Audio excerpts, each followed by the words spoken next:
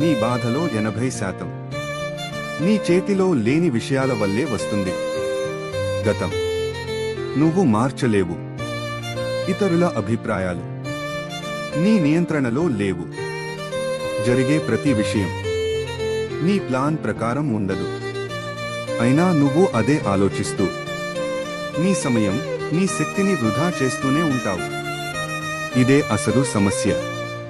మనం మార్చలేని విషయాల కోసం పోరాడుతాం. మన చేతిలో ఉన్న జీవితాన్ని మర్చిపోతాం.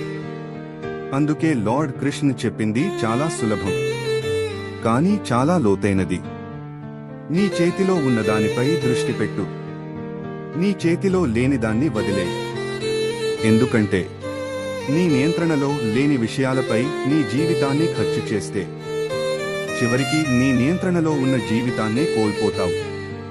కాబట్టి ఇప్పుడే నిర్ణయం తీసుకో. నీ దృష్టి ఎక్కడ ఉండాలి? ఎందుకంటే నీ జీవితాన్ని మార్చేది పరిస్థితులు కాదు, నీ దృష్టి.